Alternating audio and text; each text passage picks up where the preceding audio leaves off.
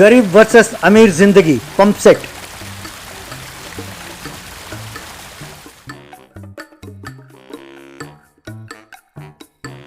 नरसापुर नाम के गांव में लक्की नाम का एक धनवान का लड़का और चिंटू नाम का एक गरीब का लड़का एक ही स्कूल में पढ़ते थे। एक दिन अपने दोस्तों के साथ लक्की खेल रहा था कि तभी चिंटू वहां आया और यार लक्की, मुझे तुम्हारा साइंस बुक चाहिए। अगर आज तुम मुझे दे दोगे तो कल सुबह तक तुम्हें लौटा दूंगा। ठीक है चिंटू, जब तुम घर जाओगे तो ले लेना। वो काफी है या और कुछ चाहिए? ये बात सुनकर लक्की का दोस्त उदय, अरे यार लकी, तुम्हारे पापा ने तुम्हें कितनी बार मना किया है कि इन गरीब लड़कों के साथ दोस्ती ना किया करो। लानत है यार, वैसे भी इन गरीबों के स्कूल में ज्वाइन करना ही गलत है। हेलो उदय, चिंटू को स्कूल में गरीब कोटा में सीट नहीं मिला, उसके टैलेंट की वजह से सीट मिला है, ये याद रखना। पर ये क्या, जब देखो तुम इन गरीब बच्चों के साथ घूमते रहते हो और उनकी तरफदारी ही करते रहते हो। अरे यार, इन गरीबों के साथ नहीं घूमना चाहिए। देखो उदय, ऐसी बात करोगे तो मैं तुमसे फ्रेंडशिप नहीं करूंगा। कहकर लक्की और चिंटू दोनों वहां से चले गए। बाद में लक्की और चिंटू बाकी बच्चों के साथ एक बोरवेल वाले कुएं में तैराकी सीख रहे थे।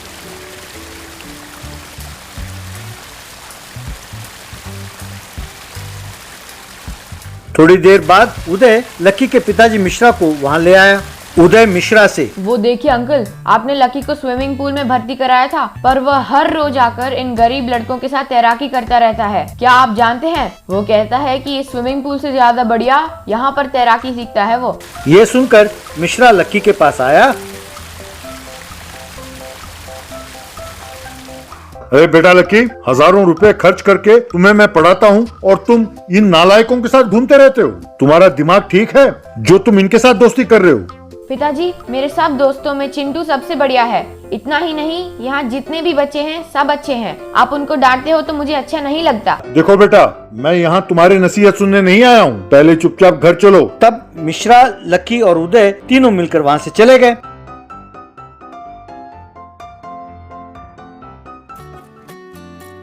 यूं कुछ दिन बीत गए। बाद में एक दिन लक्की स्कूल में चिंटू से, यार चिंटू, हम दोनों मिलकर तैराकी करते हुए बहुत दिन हो गए हैं, चलो हमारे स्विमिंग पूल चलते हैं।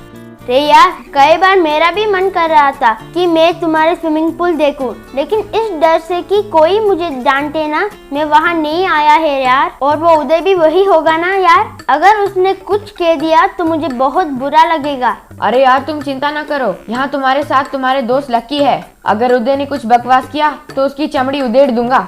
अगले दिन चिंटू और लक्की अपने गरीब दोस्तों के साथ स्विमिंग पूल की ओर गए।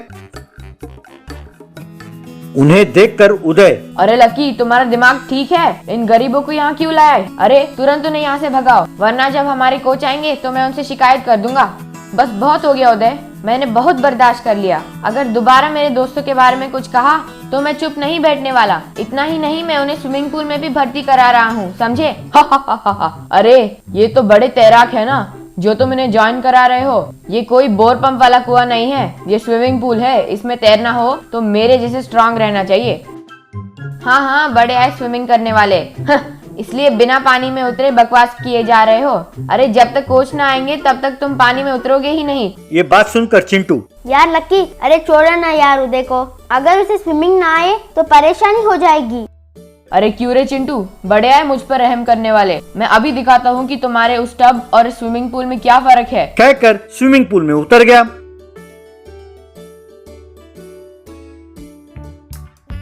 यूं थोड़ी देर बाद उससे तैरा नहीं गया तो वो डूबता हुआ चिल्लाने लगा, बचाओ बचाओ, मुझे कोई बचाओ, मुझे तैरना नहीं आता, बचाओ। कहकर चिल्लाने लगा। ये देखकर चिंटू तुरंत पानी में कूदा और उदय को बाहर निकाल लाया। इस तरह उसने उदय को बचा लिया। तभी स्विमिंग कोच वहां आया और उदय के बारे में जानकर चिंटू को बहुत धन्यवाद कहा। इतना ही नहीं, उन्हें फ्री में स्विमिंग पूल में ज्वाइन करा लिया। उदय को भी अपनी गलती का एहसास हुआ और उसने चिंटू को थैंक्स कहा। तब से अमीर और गरीब बच्चे दोस्त बनकर सब मिलकर तैरना सीखने लगे स्विमिंग पूल में।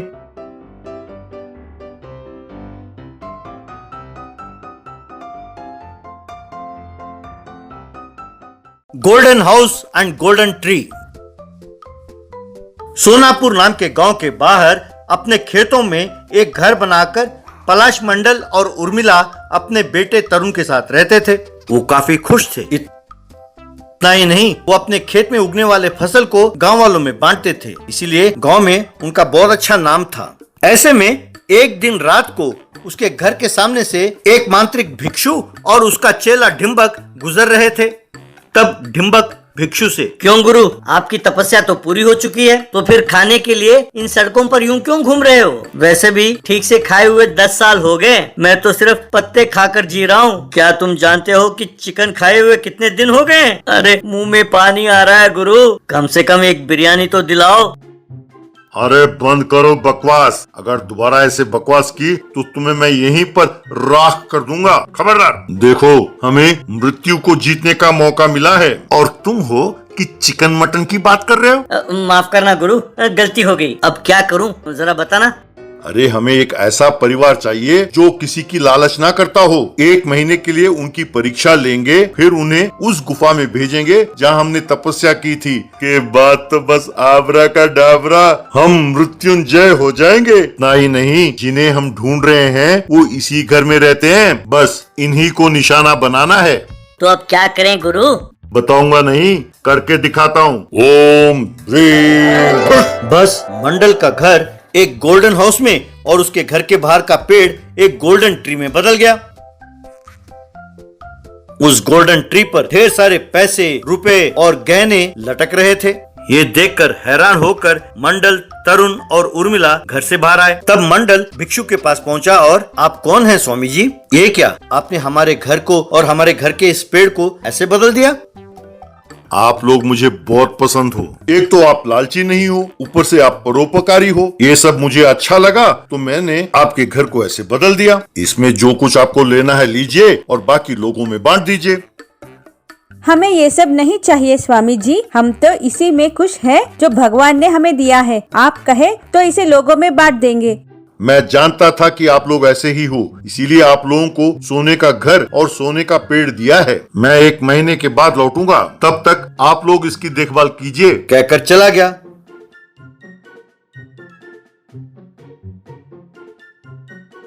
फिर गांव वाले उस घर को और पेड़ को बड़े हैरान होकर देखने लगे।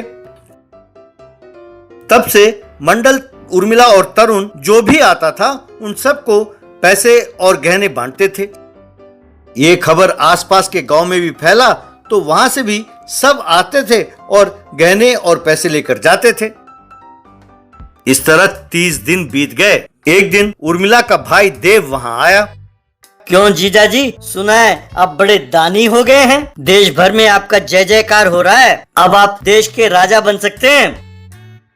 अरे तुम क्या मेरे घर में आग लगाने के लिए आए हो? कोई स्वामी जी आए थे और कहा कि महीने भर के लिए इसे बांटते रहना, बस।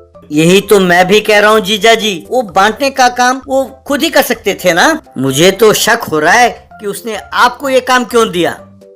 तो तेरा मतलब ये है कि वो अच्छा आदमी नहीं है, कहीं कोई वो मांत्रिक तो नहीं है?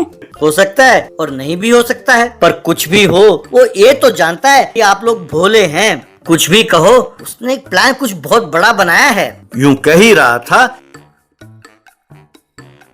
कि तभी वहां पर भिक्षु और डिम्बक पहुंचे। बहुत खूब मंडल, तुमने कर दिखाया। तुमने अपने लिए कुछ ना मांगकर एक अद्भुत की स्थापना की है। आज रात को ही तुम तीनों को गुफा के लिए रवाना होना होगा। तब मंडल अपने मन में, ये क्या, कहीं जाने की बात कर रहा है? कहीं ऐसा तो नहीं कि गुफा के अंदर गड्ढा खोदकर हमें गाड़ देगा? स्वामी जी, मेरा भाई कहता है कि वो भी हमारे साथ आएगा, क्या हम उसे ले जा सकते हैं? कहाँ? उस मोक्ष के गुफा में? नो नो नो नो, तुम्हारे भाई जैसा स्वार्थी वहाँ जा ही नहीं सकता। ये सुनकर देव अपने मन में, ये ऐसा कह रहा है तो मेरा ख्याल है कुछ तो गड़बड़ है। ये क्या है पता लगाना होगा, फिर इसे मात देंगे। अब रात हुई। देव डिम्बक के पास आया जो चिकन खा रहा था।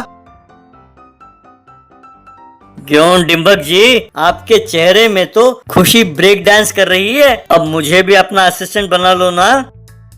मेरा असिस्टेंट? और ठीक है, बना लेंगे बना लेंगे। पहले इन तीनों की तो बलि चढ़ा दें, उसके बाद मैं और मेरा गुरु हम दोनों महाबाहुबली बन जाएंगे और तुम एक छोटे बाहुबली बन जाओगे।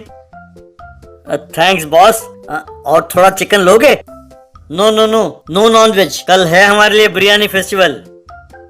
अरे ये क्या, बहुत बड़ी गलती हो गई। अभी जो आप खा रहे हो इसमें मैंने चिकन मिलाया है। अरे अभी अभी गुरु ने कहा था ना कि मुझे गुफा में नहीं लेके जाएगा, तो मुझे बहुत गुस्सा आया, इसीलिए मैंने चिकन मिलाया था। सॉरी गुरु। तो ठीक है, कल खिलाऊंगा। ये सुनकर ढिम्बक दौड़ता दौड़ता भिक्षु के पास गया।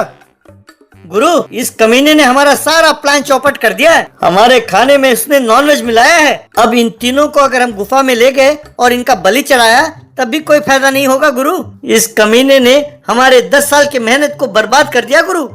अरे कमीने, उसने नहीं, तूने बेड़ा गर्क किया है। क्या तुम ये भी नहीं जानते कि हमने क्या खाया? हमने सिर्फ पत्ते और घास फूस खाया, गधे। अरे हाँ, सॉरी गुरु, मैं तो भूल ही गया। अब देर किस बात की, इनको लेकर गायब हो जाते हैं। चलो चलो। अरे कमीने, तेरे इस गुरु की शक्ति गोल्डन हाउस और गोल्डन ट्री देने के साथ ही खत्म हो गए। अब जादू तो क्या, एक कदम भी आगे नहीं बढ़ा सकता, क्योंकि अब हम सब मिलकर तुम्हें खूब अच्छी तरह से धो डालेंगे। उस घर के परिवार के सदस्य और देव ने मिलकर उन दोनों को खूब मारा। तब वे दोनों डरकर वहां से भाग गए। तब मंडल के परिवार ने देव को धन्यवाद कहा। उसके बाद भी मंडल और उसके परिवार के सदस्य जो भी उनके घर आता था, उनको वो ढेर सारे पैसे और गहने दान में देते थे और यूं ही उनका जिंदगी गुजरता रहा।